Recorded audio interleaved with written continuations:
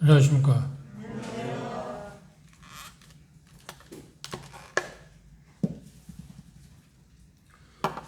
해방 후에 태어나신 분들은 해방이라고 하는 것이 우리에게 주는 혜택이 무엇인가를 실감하기가 좀 어려울 거라고 생각합니다. 자연적으로 우리가 그런 환경 가운데 처하다 보니까. 그런데 일제강점기에 살았던 분들은 이 해방의 기쁨은 이루 말할 수 없을 겁니다. 그 가운데 실질적인 게 있다고 하면 아마 모든 걸 착취당하는, 그리고 구속되어지는, 그리고 뭔가 하고자 하는 것들을 마음대로 할 수 없는, 그러니까 자유를 누리지 못하는 그런 상황 가운데 주어진 것이기 때문에 해방은 놀라운 선물이 아닐 수 없습니다. 8.15 광복절 해방과 아울러서 우리에게 대중제도 잠시 이야기했지만 예수 그리스도로 말미암아서 우리에게 주어지는 그 해방, 영적인 해방, 그것들을 우리는 조금 더 이해하기가 쉽지 않나 그렇게 생각합니다. 그런 면을 우리가 바라보고 생각하는 것도 좋은 거라 생각합니다. 대경제가 오늘 알매에 대해서 이야기할 거라는데 많이 앞서서 아직도 그 부분에 대해서 이야기하려면 좀 더 기다려야 할 것 같고요. 왜냐하면 로마서 6장은 생각보다 대단히 어려운 그 문제를 갖고 있습니다. 말씀드린 것처럼 그 알미라고 하는 거나 여긴다고 하는 거나 하나님께 드린다고 하는 거나 8장에서 나오는 것처럼 성령을 따라 행한다고 하는 것이 교리적인 문제 가운데 가장 중요한 문제지만 그럼에도 불구하고 그것들을 인식한다, 안다고 하는 것은 이론적인 것이기보다는 우리가 죄사함 받을 때 우리는 곧잘 뭐라고 그러냐면 깨달았다고 하는 표현을 쓰지 않나요? 복음을 깨달았다. 그 의미를 구원받으시면 복음을 깨달은 사람들은 그 의미를 압니다. 그 설명하기는 그렇게 쉽지 않잖아요. 깨달았다. 그러니까 알았다고 하는 것보다 좀 다른 의미잖아요. 인지한다고 하는 거하고 좀 다른 의미잖아요. 깨달았다고 하는. 물론 그 과정을 거쳐야만 오는 것입니다만 로마서 6장에서 알미라고 하는 것도 역시 같은 겁니다. 하나님의 비춤, 하나님의 말씀을 통해서 성령께서 뭔가 우리에게 비춰줘야만 알 수 있는 것을 알미라고 이야기합니다. 그걸 위해서 계속 우리는 기도할 필요가 있습니다. 솔직히 고백하지만 저도 이 과정에 대해서 계속 반복하고 있습니다. 알미라고 하는 것이 생각보다 그렇게 쉬운 게 아니다. 계속 그렇게 하나님께 지금도 오늘도 그렇게 기도하고 있습니다. 그것을 정확히 안다고 하면 우리의 삶은 획기적으로 변할 수밖에 없습니다. 근데 먼저는 우리는 교리적인 부분에서 이론적으로 그것이 무엇인가 하는 것을 우리는 합리적으로 하나님께서 말씀하신 정확한 의미를, 진리를 우리가 아는 게 대단히 중요합니다. 그걸 잘못 알게 되면 깨닫게 되는 것이 생각보다 어렵지 않나요? 쉬운 말 하면 우리가 복음을 듣고 깨닫기 전에는 복음에 대해서 알기도 하기도 했지 않나요? 그리고 어떤 분들은 참된 복음을 듣고 나서 오랫동안 몇 년 동안 그 고난을 당하신 그 갈등을 겪으신 분들이 있을 겁니다. 근데 알기는 아는데 왜 내가 확실히 구원에 대해서 확신을 못 갖는가 하는 문제가 있지 않나요? 근데 어느 날 안다고 하는 바다 깨닫게 될 때, 이게 그런 의미라고 하고 내 마음 가운데 즉각 찾아온 거 뭔가요? 평안, 기쁨, 그렇죠? 그게 후에 우리에게 찾아오듯이 이 성화 문제도 같은 이야기, 맥락의 이야기입니다. 그걸 마음에 두시고, 중요한 문제이기 때문에 어떻게 제가 지난주에도 말씀드렸습니다. 지난번에도 말씀드렸습니다만 이 부분을 어떻게 쉽게 전할 수 있을까? 여러분들 알고 체득할 수 있을까에 대해서 계속 기도하고 생각하고 있는데 그걸 하나님께서 제게 합당하게 인도해 주시면 좋겠다 생각합니다. 예배 찬송가 341장을 펴놓으시고 우리가 잘 아는 찬송입니다. 이 찬송을 여러분들이 그냥 보지 않고도 대다수 할 수 있는 찬송입니다. 내가 그리스도와 함께 십자가에 못 박혔느니 이걸 펴놓으시고 우리가 로마서 6장 있는 말씀을 다시 보도록 하겠습니다.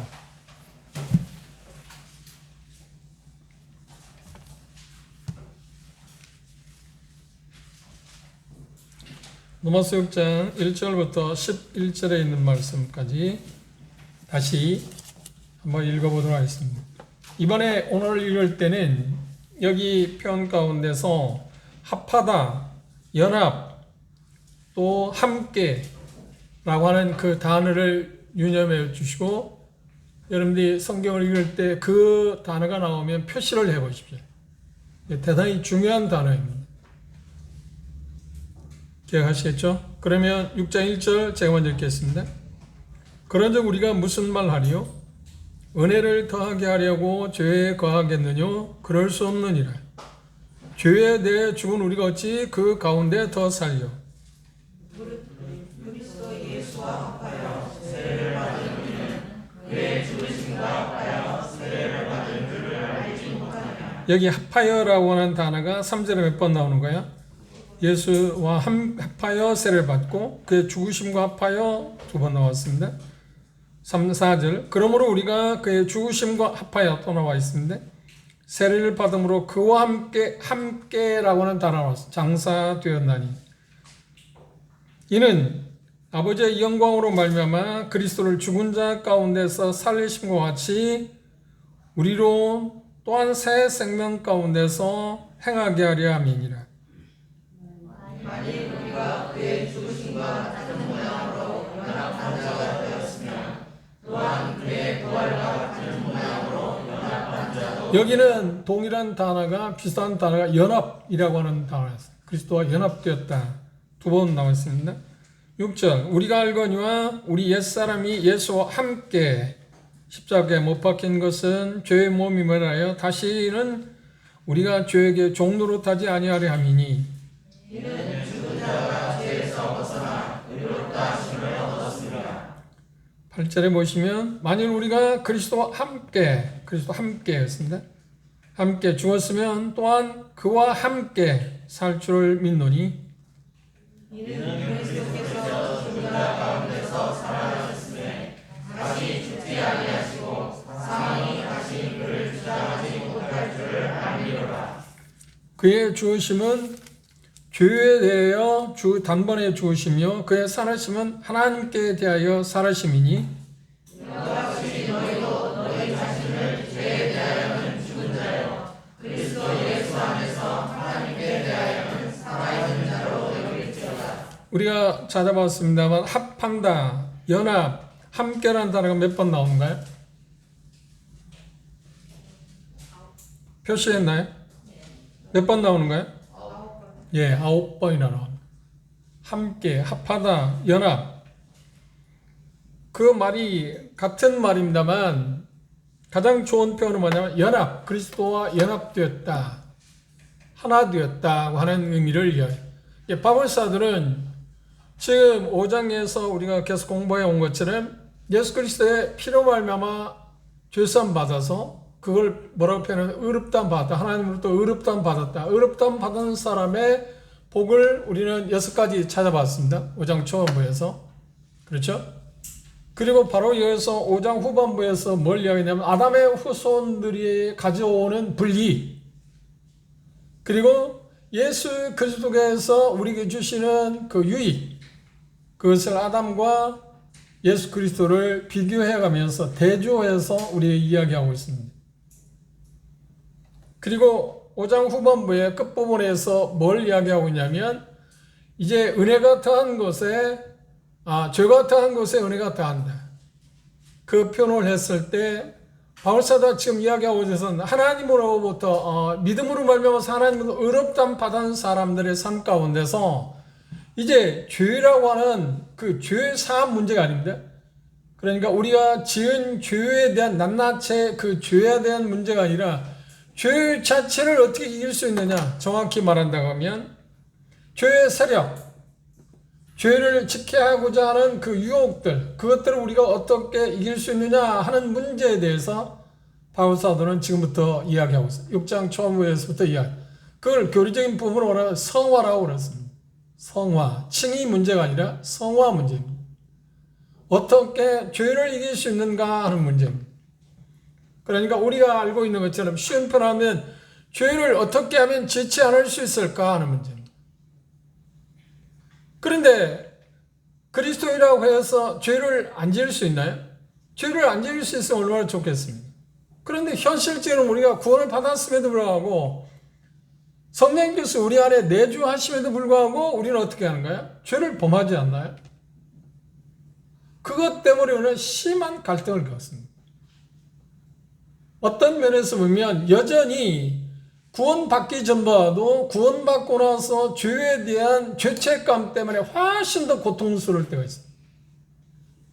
그리고 그것 때문에 어떤 생각까지 가냐면 심지어 내가 이런 걸 보니까 내가 구원받지 않은 사람 같아. 그게 로마서 7장에서 바울사도 경험한 바입니다. 엄밀히 따진다면 로마서 6장과 7장과 8장이 나오는데 7장은 그 중간에서 어떻게 보면 삽입되었다고 생각하면 됩니다. 이게 6장 이어서 8장이어야 합니다. 그러면 제가 이야기했고 강조했고 대구경제도 오늘 다시 복습했지만 성화에 대해서 그러니까 로마서 6장과 7장은 빼놓고 8장에서 우리에게 주목되는 단어가 뭐냐고 하면 알미라고 하는 단어인데 안다. 그 다음 두 번째가 여긴다고 하는 단어입니다. 여김. 그리고 세 번째가 하나님께 드린다고 하는 단어입니다. 그게 6장에 나와 있습니다. 그런가 하면 8장에서는 뭐라고 하냐 이제 성령을 좇아서 행하라. 이 네 단어가 우리의 성화에서 가장 중요한 단어입니다. 그걸 바꿀 수도 없습니다. 그리고 이 네 가지 단어에 대해서 우리는 어떤 것 하나만 빼놓아도 우리는 성화의 길에 들을 수가 없습니다. 그 말은 무슨 말이냐면 죄를 이길 수 있지 못하다는 것. 죄를 이기지 못한다는 말은 무슨 말인가요? 죄를 범할 수밖에 없다는 겁니다. 그런데 천만다행히도 하나님께서 죄를 이길 수 있게 모든 것을 예수 그리스도의 십자가의 죽음을 통해서 완성해 놓았는데 우리가 그것을 믿음으로 받아들이지 못하기 때문에 문제가 옵니다. 이게 지금 우리에게 심각한 현실입니다. 그런데 이 문제는 언제까지 지속되냐면 한번 성령의 그 비춤을 통해서 알미라고 단계, 그 다음 여긴다고 하는 거나 하나님께 드린다고 하는 거나 성령을 쫓아 행한다고 하는 것은 그런 계속되어야지 하는 거지 일회적인 게 아니에요. 일회적이면 얼마나 좋겠습니까? 우리가 하나님도 어렵다고 받는 것은 일회적입니다. 한 번에 끝나는 문제도 그렇죠? 한 번에 끝나는 문제. 우리의 죄 문제가 처리된 것은 예수 그리스도의 보혈로 말미암아서 한 번에 일회적으로 한 번에 단번에 그리고 영원토록 해결된 것입니다. 그러나 죄의 세력을 이기는 것은 매일 계속 반복돼야 합니다. 언제까지? 그분이 오실 때까지. 그 말은 무슨 말인가요? 그분이 오시면 죄의 본질 자체가 없어지니까. 그분이 오시면 그분처럼 되기 때문에 죄를 짓고 싶어도 지을 수 있는 성향이 없어져 버립니다. 그게 죄의 본질이라고 해요. 죄의 본질 자체가 없어져 버려요. 예수님이 세상에 오셔서 죄를 짓지도 않았잖아요. 죄를 알지도 못하셨다고 그러잖아요. 우리도 그렇게 되는 것입니다. 그분이 오시기 전까지는 우리는 어쩔 수 없이 이 죄와 싸워야만 합니다. 하나님께서 올 때 세 가지 최대 적이 있습니다. 그걸 하나님의 원수라고 이야기합니다. 그게 뭐냐면 첫째가 죄입니다. 아니 마귀입니다. 그리고 죄입니다. 그 다음 세 번째가 뭐냐면 세상입니다. 이 세 가지 적과 더불어서 우리는 계속해서 살아가고 있고 그걸 이겨야만 한 우리에게 과제가 주어져 있습니다. 그런데 그 일을 이루기 위해서는 어떻게 하냐면 첫째는 알미 있어야 하고 두 번째는 여김이라고 하는 게 있어야 하고 여길지어다. 그 다음 하나님께 드린다고 하는 드림의 문제가 있고요. 성령을 좇아 행하는 문제가 있습니다. 이 네 가지는 계속 반복돼야지 그 중에 어느 것 하나 가지만 안 해도 우리는 죄에 승리할 수가 없습니다. 우리가 죄에서 승리하지 못할 때, 죄의 세력을 이기지 못할 때 우리가 이제까지 계속 경험해 온 것처럼 죄책감에 시달립니다. 그런데 그 죄책감에서 해방하시도록 하나님께서 마련한 은혜의 방편이 있는데 그게 뭐냐면 회개한다거나 자백이라고 하는 것을 통해서 우리는 그때그때마다 문제를 해결할 수는 있습니다. 그러나 그런 문제를 해결할 수가 없습니다. 그런 피동적인 쪽에서 문제고 적극적으로 우리는 죄를 이겨야 하지 않나요? 죄를 짓지 않아야 하지 않아요? 죄를 지었을 때 대비책은 마련되어 있어요. 그러나 교회를 지키기 전에, 그래, 대비책을 우리가 활용하고 응용하기 전에 죄를 안지해야 하는데, 죄를 지켜야 되니까 이 문제를 어떻게 하느냐. 그래, 바울사는 우리 읽은 것처럼 구원받은 사람들이 죄를 지을 수 있느냐? 죄에 거하게 되냐? 그 말엔 질문을 해요. 죄를 지을 수 있느냐? 아니다. 그럴 수 없다. 왜냐하면 죄에 대해서 죽었기 때문에. 죄가 죽었다고 말하지 않고 죄에 대해서 그리스도인이 죽었다는 거예요. 이게 엄청난 차이 있는 말입니다. 죄가 죽었다고 하는 말이 성경에 맞지 않는 게 뭐냐면, 죄의 본질 자체는 우리가 구원받았어도 없어지는 게 아니에요. 여전히 아담의 본성, 여기 6장에 있는 옛사람은 있다는 거예요. 옛사람은 있어요. 존재하고 있어요. 참 이상한 일입니다. 우리가 구원받자마자 옛사람을 완전히 하나님께서 우리가 뽑아버렸으면 얼마나 좋겠습니까? 그러기 위해서는 그렇게 하기를 우리가 기대하지만, 그러면 얼마나 좋았을까 하지만, 그렇게 하기 위해서는 하나님 할 수 있는 방법이 뭔가요? 우리 바로 하나님을 데려가는 길밖에 없어요. 그 방법밖에 없어요. 하나님 나라에 데려가기 전에, 아버지 집에 데려가기 전에 이 세상에 우리가 존재하게 하면서도 죄에 대해서 이길 수 있는 방편을 마련해 놨다니까요. 그걸 마련해 놓지 않았으면 하나님 은혜의 하나님이 아니잖아요. 자비로운 분이 아니잖아요. 그걸 마련해 놨어요. 그 마련해 놓은 것을 우리가 힘들어서 얻을 수 있는 게 아니라, 마치 죄사함을 받는 거와 마찬가지로 어렵다면 받는 것 같아요. 똑같이 쉬운 거라고요. 쉽게 나왔어요. 그것도 은혜다. 그것도 은혜다. 근데 우리의 본성 가운데 그걸 도달하기 위해서 믿음으로 그걸 받아들이기보다는 뭐 어떻게 하냐면, 인간의 방편대로 뭔가 우리가 노력해서 돼야 한다고 생각이 우리에게 계속 지배하고 있어요. 이것 때문에 심한 내적인 갈등이 있습니다. 선을 행하고자 하는데 선을 행할 수 없어. 죄를 지어. 얼마나 갈등이 심한 거야? 그건 바울사도만 경험한 게 우리도 모두 다 경험했잖아요. 농도의 차이는 좀 있을 겁니다.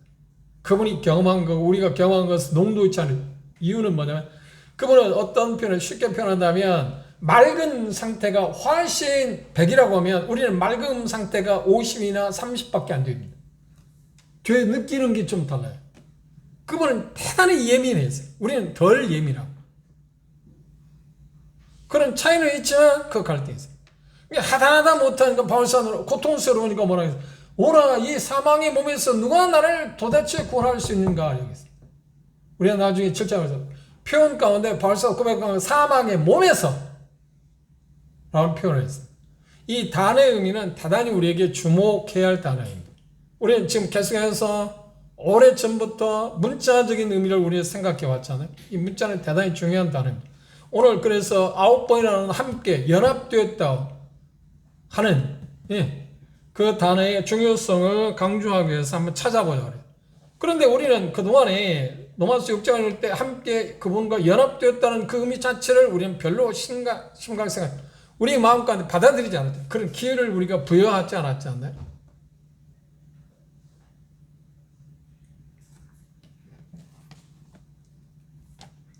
지난 시간에 이야기한 것처럼 어떤 면에서 보면 중복되는 것처럼 생각할지 모르지만 중복되는 건 아닙니다.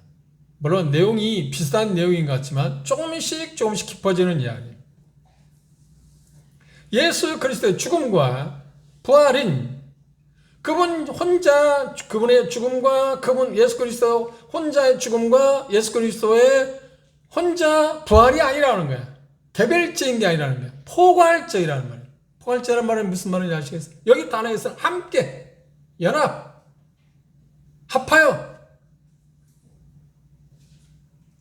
그러니까 예수 그리스도의 십자가의 죽음은 곧 누구의 죽음이라고요? 구원받은 우리들에 대한 죽음입니다. 예수 그리스도의 부활은 누구의 부활이라고요? 그분 자신의 부활은 곧 누구의 부활이라고요? 그리스도 안에 있는 사람들의 부활입니다. 이게 별개가 아니라는 말이에요. 이해하셨나요? 그걸 쉽게 표현하기 위해서 그렇게 이야기했습니다. 오늘 좀 더 여러분들이 쉽게 다가서기 위해서 이 빨간색 쪽입니다. 제가 이걸 어떻게 쉽게 여러분에게 표현할까 하고 생각한 가운데 이렇게 생각했습니다. 우리 교회 연세 많은 모친님들이 두 분 계십니다. 그렇죠? 김옥재 남매하고 우리 소연이 외할머니하고. 그렇죠? 이 두붕이라고 생각합니다. 아니, 이 빨간색 종이는 두분만 아니라 우리 모두예요. 우리 모두. 무슨 말을 아셨죠? 우리 모두입니다. 이 하얀 봉투는 예수 그리스도입니다. 하얀 봉투는 예수 그리스도. 그런데 이게 분리되어 있을 때 같은 경험을 할 수 있나요? 없나요? 아니요. 경험을 할 수 있습니다. 이 하얀 봉투가 서울에 가면 얘가 서울에 가기 위해서 살 수 있는 방법이 뭔가요? 그래, 그 안에 들어갑니다. 그 안에 들어갑니다. 같은 경험을 하기 위해서. 그렇죠? 같은 경험을 하기 위해서는 들어가면 돼. 이런 말을 여러분들이 들어봤나요? 날아다니는 파리. 요즘 파리 보기가 생각보다 쉽지 않더라고요. 살충제들이 많이 쓰고 그런지. 파리 보기 어려워요. 그래도 파리 집에 있잖아요. 우리도 가끔 파리에서 파리채고 잡기도 하는데. 파리가 미국 갈 수 있는 방법이 있을까요? 파리가 미국 갈 수 있어요? 없어요? 갈 수 있어요. 자체적으로 그가 날라서 태평양을 어떻게 가겠습니까? 근데 미국 가는 사람의 등에 붙어 있는지, 피할 수 있는 곳에 붙어 있으면 어떻게? 날개짓 한 번도 안 하고 어디로 가요? 미국 갈 수 있어요. 이건 우리는 상식적으로 알고 있어요. 그 부분에 대해서 아무런 이의를 제기하는 사람이 없잖아요. 상식적으로 파리가 미국을 어떻게 갈 수 있냐? 없지. 자기 힘으로는. 그런데 미국 가는 사람이나 미국 가는 물건에 저기가 붙어 있으면 어때요? 그래서 같이 가는 겁니다. 그런데 우리가 지난번 생각한 것처럼 고린도서 1장 3절에 그랬어요. 너희는 하나님께로부터 나서 누구 안에 있다고요? 그리스도 안에 있고 그리스도는 우리에게 구속함, 거룩함, 그 다음에 의로움이 되셨다고 그랬어요. 가장 중요한 여기 있어요. 가장 중요한 여기 있습니다. 지금 로마서 6장에서 지금 함께 합하여 연합이라고 하는 단어, 그 단어가 있습니다. 하나님께서 어느 날 모든 아담의 후손들, 아담에게서 물려받은 모든 것을 정리하기 위해서 지금 우리에게 말하고 있는 데는 죄를 어떻게 하면 짓지 않을 수 있을까 하는 죄의 그 본질, 그걸 없애기 위해서, 죄의 세력을 없애기 위해서 그걸 어디서부터 왔나요? 우리는 언제부터 죄를 짓기 시작했죠? 우리는 생각할 때 이렇게 생각합니다. 우리는 성경 하나님의 말씀을 잘 주목해. 내가 태어나서 죄를 지을 때 우리는 죄를 짓기 시작했다고 생각해. 그렇지? 자범죄는 그런 겁니다. 자범죄는 내가 죄를 짓기 시작할 때부터 어느 때인지는 모르지만 그때부터 죄를 짓기 시작했습니다.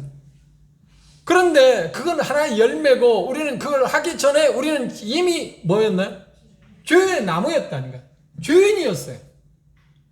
그럼 죄인은 언제부터 죄인이 됐나요?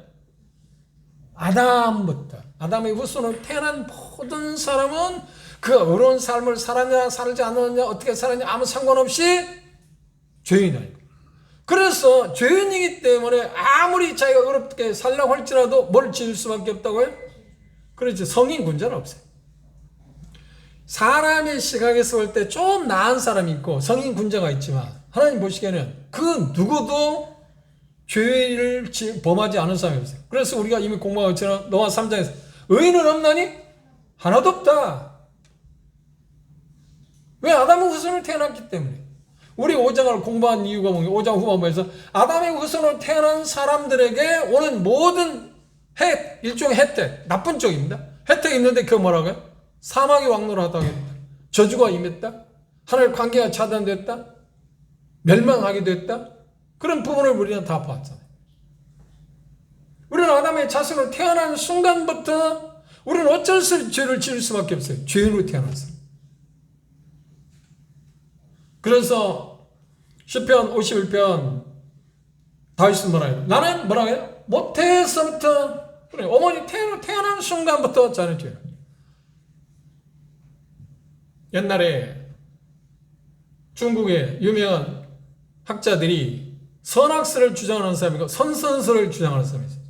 그런데 많은 사람들이 선호하기를 선학설이 아니라 선선설을 사람은 태어날 때 선한 사람이었는데 태어나서 죄를 지어서 죄인이 되었다. 그런데 선학설을 주장하는 사람이 성경의 영향을 받았는지 안 받았는지 모르지만 그 사람들 가운데 한 사람 뭐라고 그랬나요? 아니야, 사람이 태어나기 전부터 악한 사람이었다니까. 그래서 악을 행해. 그게 성경이에요. 그렇죠? 이 일에 대해서 그걸 반론을 제시하려면 어떻게 하는 거예요? 우리는 죄를 짓지 않았어야 하는 거예요. 죄는 학습하지 않아도 자연스럽게 지켜져 있어요. 왜요? 나무가 그러니까. 사과 나무니까 사과를 맺듯, 개니까 강아지를 낳듯, 죄인이니까 죄를 낳을 수밖에 없잖아요. 그럼 일반적으로 물으면 당신이 죄를 지어서 죄인입니까? 죄인이기 때문에 죄를 지었습니까? 뭐라고 대답하나요? 대다수는 죄를 짓기 때문에 죄인이겠죠. 그런데 하나님은 뭐라고 말씀하세요? 아니야.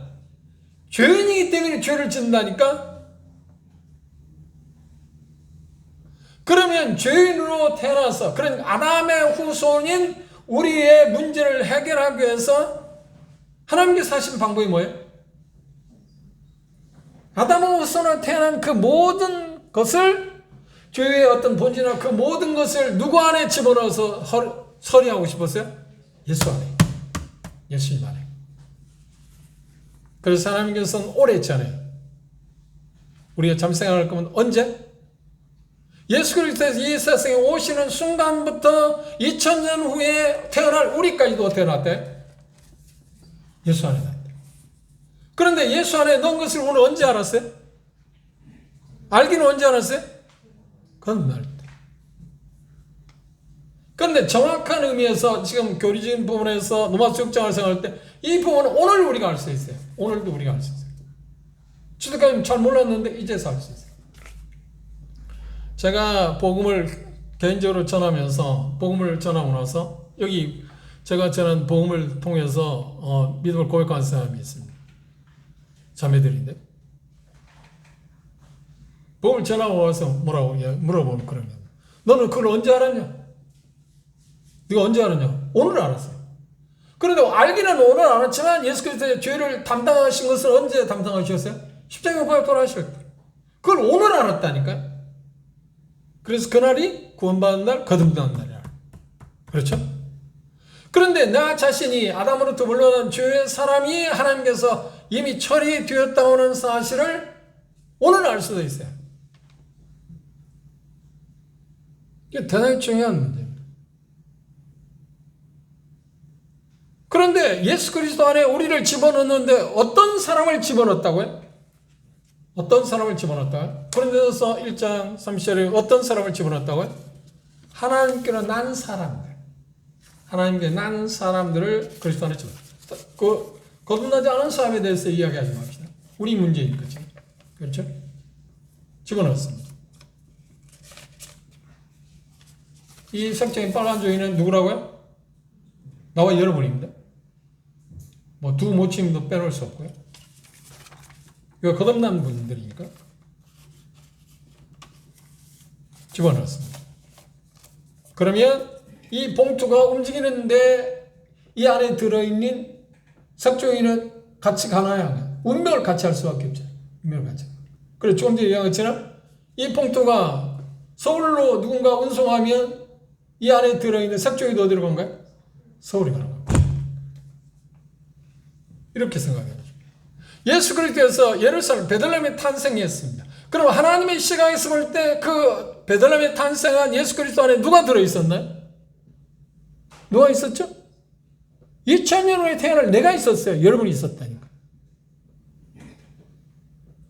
그분이 베들레헴에서 나사렛으로 이주를 했잖아요. 저 애굽으로 이주했잖아요. 그러면 나는 그때 어디에 있었습니까? 애굽에 있습니다. 왜? 그리스도 안에 있으니까. 그리스도 안에 있습니다. 왜 내가 애굽에 있나요? 태어나지도 않았는데 어떻게 내가 애굽에 언제 갔었네? 그리스도 안에 우리를 함께 집어넣은 것을 하나님은 보았습니다. 그걸 어떻게 알 수 있어요? 하나님 말씀하셨으니까. 그리고 나사렛에서 오셨습니다. 그리고 나사렛에서 사십니다. 그럼 우리는 그때 어디 있었나요? 나사렛에 있었던 겁니다. 그렇죠? 예수와 함께 우리는 지금 동질이니까 떠날 수 있는 게 아니니까. 이 말을 여러분들이 잘 기억해요. 의미를. 제가 오늘 교회 올 때 제 아내와 함께 교회 왔습니다. 맞죠? 그러면 나에 대해서 주어가 내 쪽에 얘기하면 내가 교회 올 때 내 아내와 함께 교회 왔다. 그러면 내 아내 쪽에서 내 아내는 남편과 함께 교회 왔다. 같은 말인가 틀린 말인가? 같은 말이잖아요.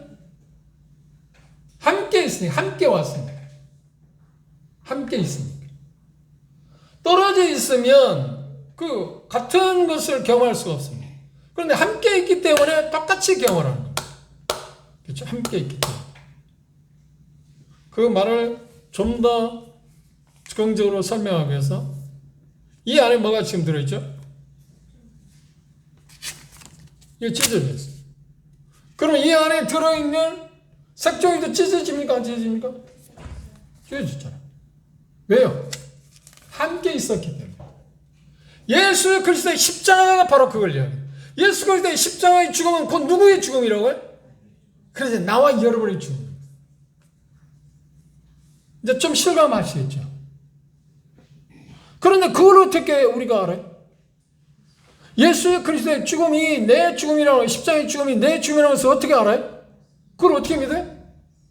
생각해 보세요.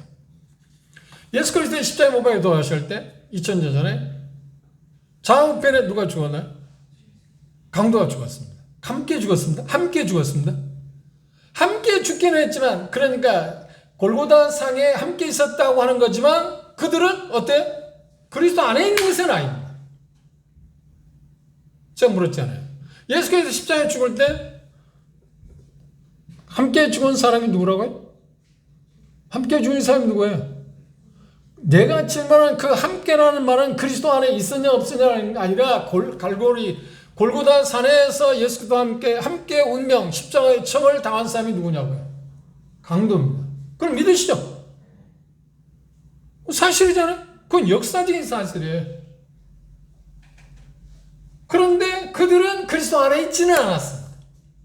그리스도 함께 죽었다고 할 때 그들이 그리스도 함께 죽었다는 말하고 그리스도 안에서 우리가 함께 죽었다는 말은 전혀 다른 겁니다. 왜? 그들은 예수님이 경험하는 것을 함께 경험할 수 없고 우리는 그리스도 안에 있기 때문에 똑같은 것을 경험한다는 거예요. 똑같은 것을 경험한다는 거예요. 여기 바울사들은 그걸 좀 설명하기 위해서 말하는데 침례의 신뢰를 들었습니다. 우리가 침례 먹을 때 물속에 잠기잖아요. 그렇죠? 물속에 잠길 때 우리는 침례 받기도 했고 침례도 합니다. 한 사람입니다. 그러면 우리가 침례를 받을 때 그 사람들, 제가 종종 그러잖아요. 침례식 할 때 말하면 장사 지내는 거 한다 하잖아요. 그 장사 지내는 할 때 뭘 장사 지내는 거예요? 그 사람 육체를 지금 묻는 거예요? 아니, 아담으로부터 물려받은 모든 것을 예수 그리스도 안에서 이미 그가 믿을 때 모든 그 아담한테 물받은 모든 속성들, 모든 나쁜 것을 그리스도 안에 집어넣어서 하나님께서 그리스도의 십자가, 예수 그리스도의 십자가를 통해서 처리한 것을 우리가 믿었잖아요. 그 믿은 바를 믿었기 때문에 죽었으니까 아담으로부터 물려받은 다 죽었잖아요. 그냥 죽은 시체를 어떻게 장사 지내야죠. 어떻게? 물속에. 그럼 물속에 장사 지낼 때 이제 아담으로부터 물려받은 모든 것이 처리되었습니다. 그렇죠. 종결되었습니다. 그건 역사의 사실이에요. 그런데 그분이 죽음 가운데서 죽은 자가 3일 만에 살아나셨어요. 그럼 부활하셨을 때 마치 십년을 받고 물속에서 올라올 때 그건 부활에 대한 의미입니다. 그러면 예수 그리스도 부활하실 때 부활의 혜택을 우리는 받아야 안 받아요? 똑같이 받아요. 왜? 그리스도 안에 있기 때문에. 그리스도 안에 있기 때문에.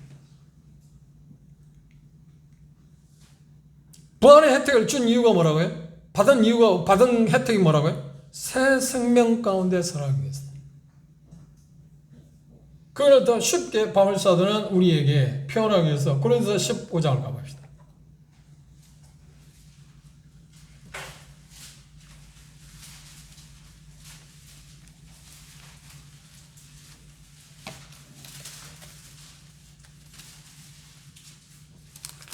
고린도서 15장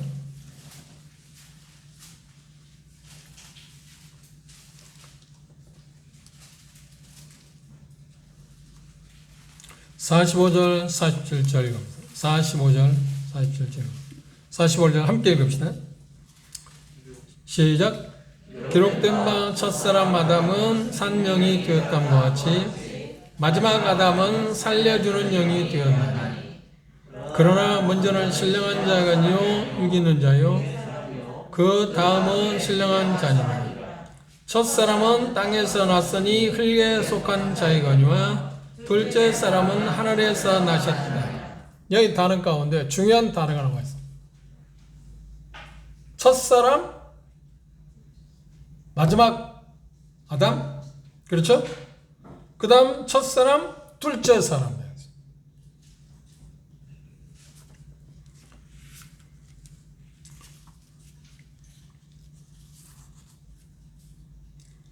그리스도에 대한 두 가지 명칭을, 호칭을 여기 표현 가운데 바울사들은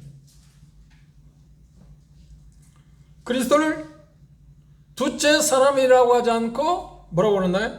마지막 사람. 그리고 성경은 그리스도를 마지막 사람이라고 하지 않고 뭐라고요? 둘째 사람이라고 했어요.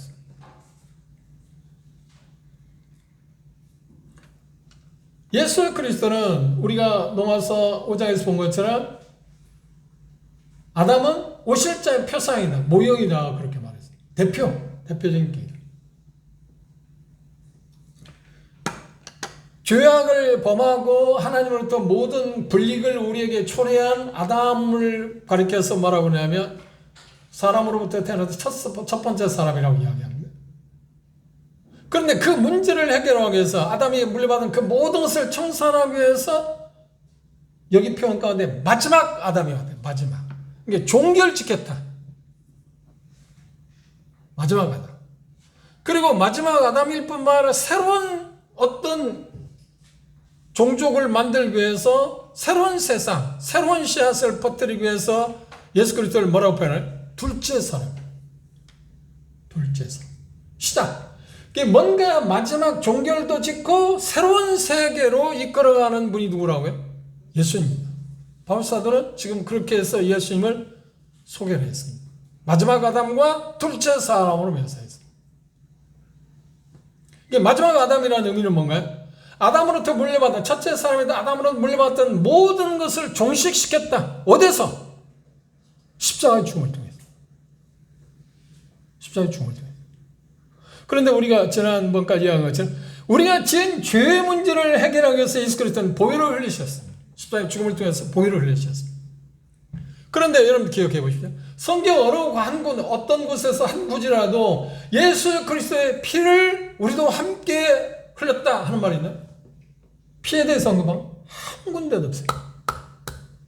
그건 오직 예수님만 할 수 있어요. 우리 구속과 관계에 대해서. 그런데 십자가의 죽음에 대해서 얘기할 때 말하냐? 함께 죽었다. 그리스도 함께 연합되었다는 말은 제가 설명해야 된 것처럼 이 봉투 안에 석종이 집어넣어서 똑같은 운명을, 똑같은 경험을 하는 거죠. 그게 연합이 아닌가요? 함께, 합하여. 더했다. 합하다는 더했다는 거 아니에요. 누구와? 예수님과. 잘 생각해. 예수 그리스도께서 우리의 죄악을 담당하시고 십자가를 치시고 어디로 가시는가요? 골고사에 올라가십니다. 그리고 십자가에 지금 운명하시기 전에 마지막 6번째 말씀 가운데 뭐라고 하냐면 십자가의 치료 가운데 다 이루었다 말씀하셨어요. 그 다 이루었다 말씀하셨을 때 다 이루었다는 말의 의미는 뭐가 포함되어 있을까요? 우리는 이제까지 어떤 생각, 우리 죄 문제를, 우리가 지은 죄 문제를 다 해결한 것만 그쪽만 생각했어요. 그렇지 않나요? 포괄적인 의미를 생각하지 않았어요. 거기 다 이루었다는 말 가운데는 죄의 세력도 밀하는 일도 끝냈다고 하는 것이 다 포함되어 있어요. 우리는 그동안 계속 복음이라고 하는 말을 지역적으로 생각했잖아요. 포괄적인 의미를 생각하지 않았다고 그랬잖아요.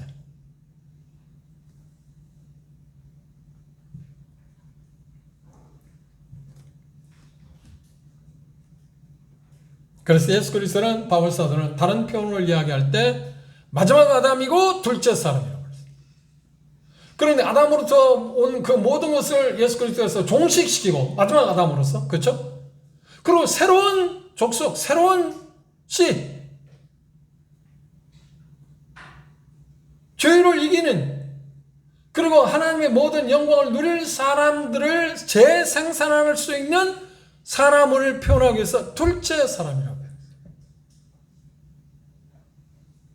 그러면 마지막 아담은 뭔가 종식시키는 거고, 그렇죠? 끝이고 끝맺음이고, 둘째 사람은 시작이에요. 시작. 그 일을 어디서 했다고요? 십자가의 죽음은 뭔가요? 종식입니다. 마지막입니다. 시작은 부활이죠.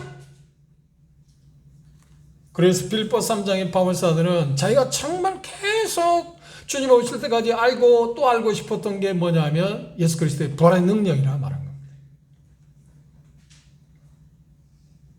그분도 계속해서 문제가 뭐냐면 죄를 이길 수 있는 힘이 없어, 자기에게.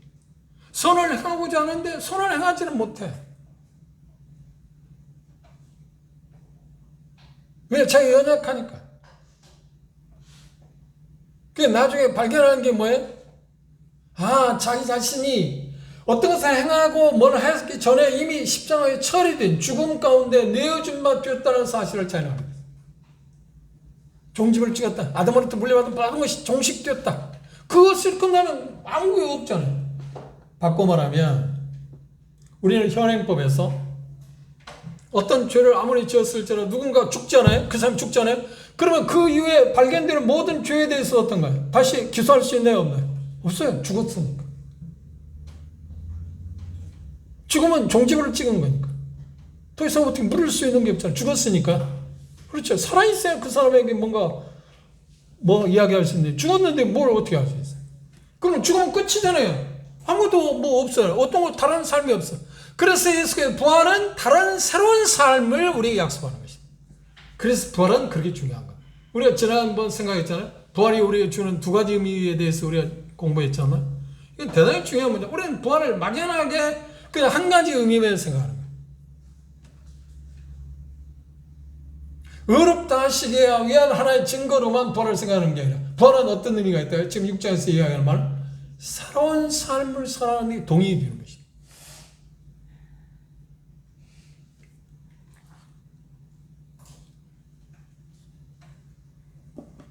그러니까 아담으로부터 물려받은 그게 종식되었다고 표현 가운데 하나는 그리스도의 죽음에 관한 연합이고, 그렇죠? 하나는 예수 그리스도의 부활과 함께하는 또 연합입니다.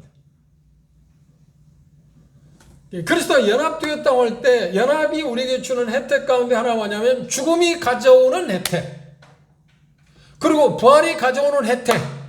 그러면 죽음이 가져오는 혜택이 뭐라고요? 아담으로부터 물려받은 모든 것을 종식시키는 겁니다. 그러면 아담으로부터 물려받은 모든 것을 종식시켰다고 할 때 그 종식에서 뭔가요? 죄의 사람도 종식된 겁니다. 그럼 하나님이 어떻게 살아갈 수가 없잖아요. 죽었으니까. 그래서 예수의 부활로 말미암아서 둘째 사람으로 묘사된 예수 그리스도로 말미암아서 우리는 어떻게? 이제 하나님이 요구하는 삶을 우리가 살아낼 수 있게 되었다는 겁니다. 그것이 성경에서 말하는 복음이라. 칭의. 복음에는 뭐가 들어있다고요? 칭의 문제 들어있었잖아요.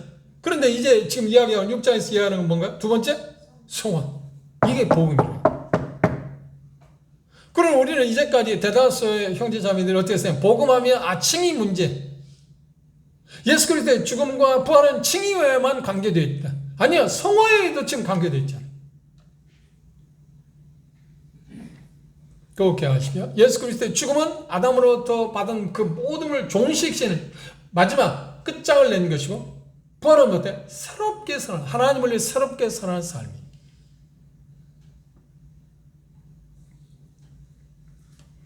마지막 아담으로서 예수님은, 그리스도는 아담의 모든 후손들, 나와 여러분들 포함합니다. 그리고 그가 가져왔던 모든 불이익들, 해로운 것들, 그런데 그것들을 어떻게 역사적으로 예수 그리스도께서 십자가의 죽으심을 통해서 어떻게 하세요? 종식해서 끝장을 봤다는 거예요. 그리고 둘째 사람으로서 하나님께서 그리스도와 우리를 연합시킴으로 말미암아서 어떻게 했어요? 이제 새로운 삶의 시작을 열게 됐다는 겁니다. 그 새로운 삶의 시작을 뭐라고요? 우리는 그리스도인의 삶이라고 합니다.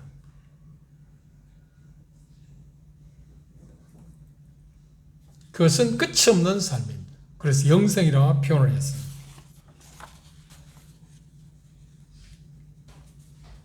왜냐하면 예수 그리스도는 그의 죽음 안에서 하나님의 뜻을 좌절시켰다. 그러니까 그것을 궁극적으로는 죄라고 말합니다. 첫사람을 제거해버렸어요. 첫사람은 누구라고요? 아담. 어떻게? 죽음을 통해서. 언제? 십자가의 죽음을 통해서. 그런데 그 일을 언제 하셨나요? 그렇죠. 십자가의 죽음을 통해서. 십자가에 죽으실 때.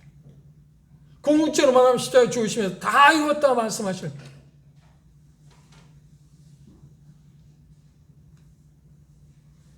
그리고 새로운 인류의 머리로서, 다시 말하면 대표자로서 살아나셨기 때문에 그리스도 안에서 이제 마침내 어떻게 하나님의 뜻을 완성하셨을 뿐만 아니라 그분 자신이, 그리고 우리로 하여금 그 삶을 살아가게 하실 수 있는 힘을 우리에게 공급한다는 것.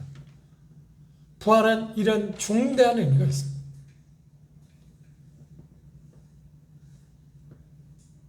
예수 그리스도의 십자가에 못 박히실 때 그런 마지막 아담으로서 그 말이 뭐예요?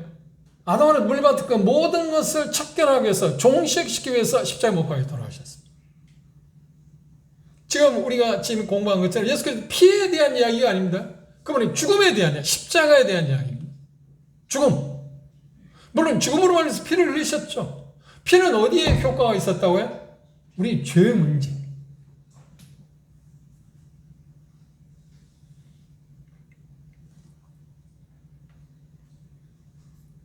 그러면 우리가 아담으로 물려받은 모든 것이 제거되었나요? 제거되지 않았나요? 제거되었다는 건 어떻게 합니까? 생각해 봅시다. 여러분들이 어떻게 여러분들의 죄가 용서되었다는 것을 알으셨나요? 아셨나요?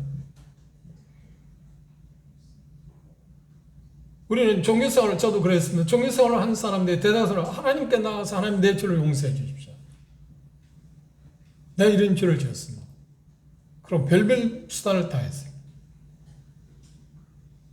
그래서 내 죄가 용서됐나요?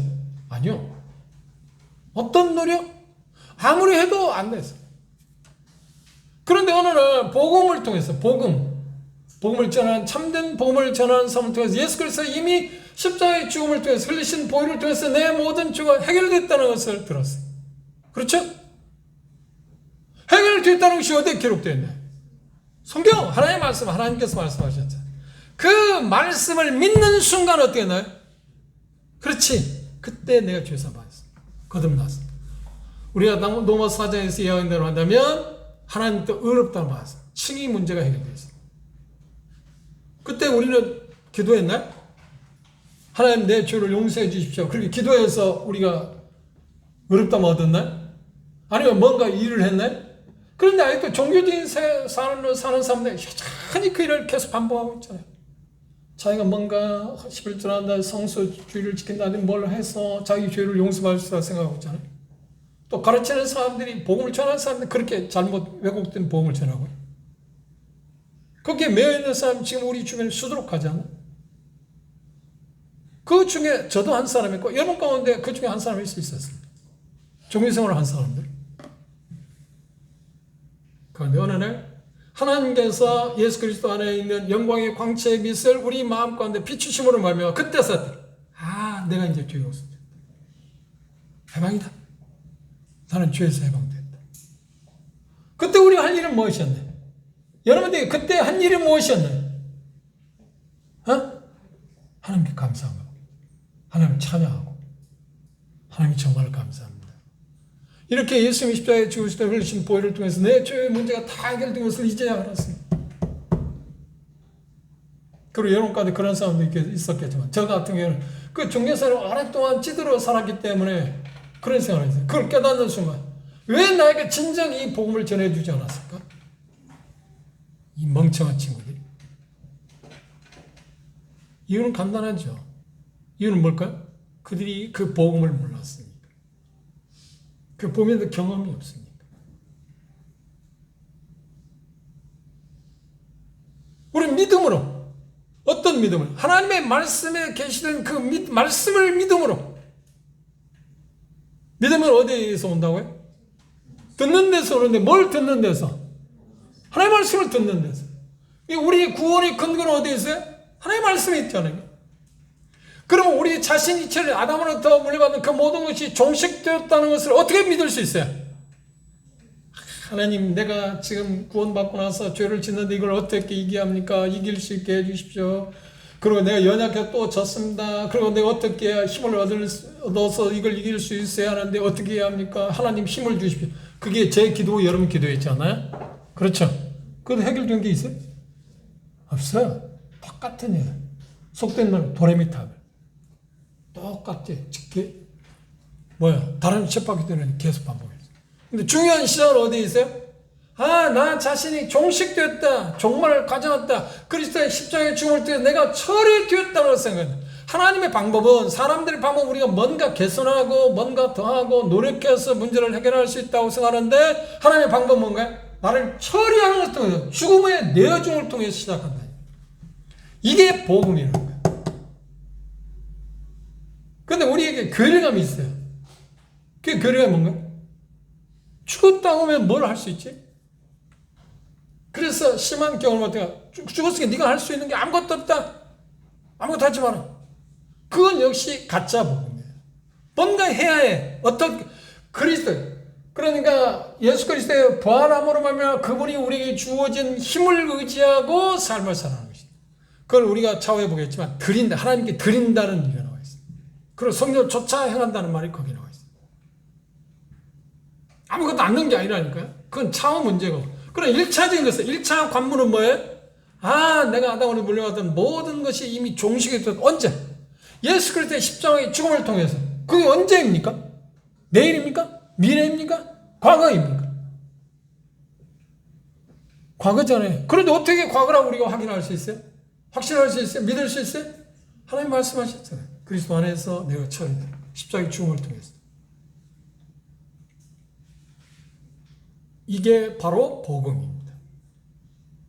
다시 말씀드립니다. 복음은 죄사함 받는 것만 전하는 게 복음이 아니고, 그건 1차적인 거예요. 증인 문제. 그리고 성화 문제. 하나님은 우리로 하여금 죄의 사람을 멸하는 것을 통해서, 죽음으로 내어줌을 통해서 어떻게 새로운 사람으로 만들어서 우리로 하여금 삶을 살아가게 하십니다. 하나님의 뜻을 성취하게 하신다. 방법이 전혀 다르잖아요. 그럼 실례로 우리가 죄를 지었어요. 죄를 범했으면 죄의 문제를 처리하기 위한 방법, 예수 그리스도의 보혈을 힘입어야 합니다. 그렇죠. 회개나 자발을 통해서 해결했어요. 그렇죠. 그런데 그 죄세를 또 계속 우리 안에 머물고 있기 때문에, 떠나지 않기 때문에 또 지을 수 있잖아요. 그때마다 그 연약함에 빠졌을 때, 하나님, 내가 또 다시 연약함에 무너졌네. 내게 힘을 주십시오. 이길 수 있는 힘을 주십시오 하고 기도해야 하는가요? 우리가 어디로 돌아가는 거야? 이미 처리된 나를 보는 거야. 믿음. 그걸 시작해야 한다는 거야. 그리고 이제 예수 그리스도와 함께 부활한, 그러니까 둘째 삶으로 새로운 사람이 되었다는 거예요. 이제 서신서에서 자꾸 옛사람을 죽이고 어떻게 새 사람을 입으라고 돼요. 그렇죠. 그걸 에베소에서 강조하고 있잖아요. 옛사람은 이미, 옛사람은 뭔가요? 아담으로부터 물려난 모든 것입니다. 그걸 처리해 놓았어요. 죽음까지 내어주고, 이제 새 사람은 뭔가요? 둘째 사람이신 예수 그리스도의 부활하심으로 말미암아 우리에게 주어지는 혜택입니다. 그 혜택을, 그 힘을 우리가 힘입기 위해서는 그분의 권능이 우리에게 필요하겠죠. 그것을 차후에 우리가 볼 것입니다만 성령을 쫓아야 하는 것입니다. 그건 마지막 단계고.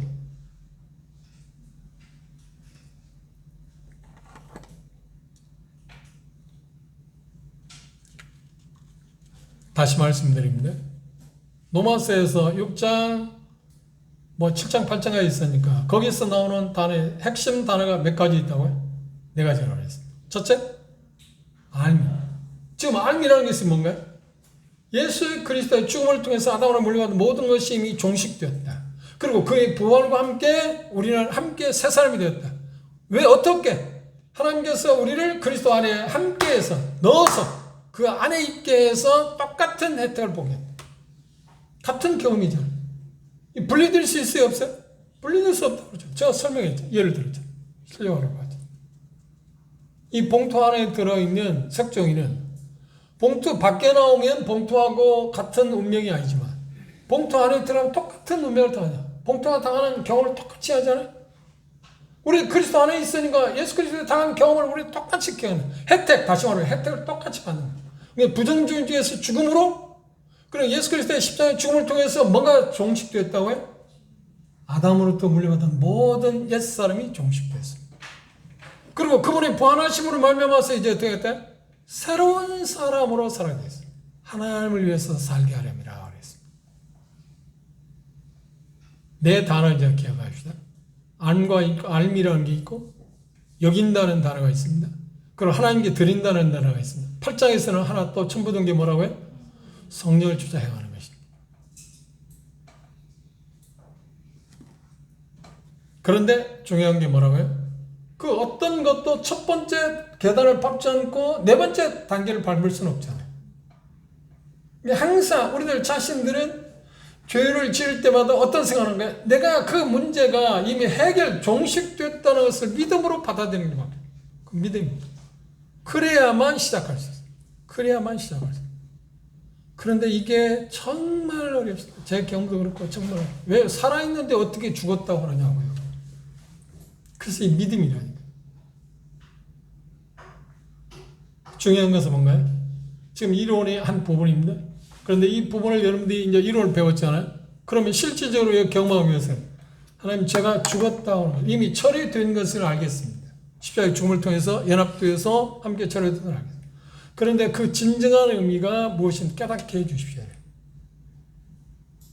나중에 보겠지만 허드슨 테일러는 중국에 와서 내지 성경을 와서 오래된 성경을 이걸 잘 몰랐어요. 그런데 그 누나가 영국에서 형제들과 교제하는 가운데 그걸 발견하고 서신을 써보냈어요. 그런데 그리고 다시 그것 때문에 고민하고 이제 자기 선교문을 다 되어야겠다고 생각하고 계속 갈등이 있으니까 그리고 영국에 돌아왔어요. 그 영국에 돌아와서 형제들과 만나서 교제하는 것 같아요. 그리스도와 연합이라고 하는 문제를 해결하고 나서 그래서 잘 바뀌었어요.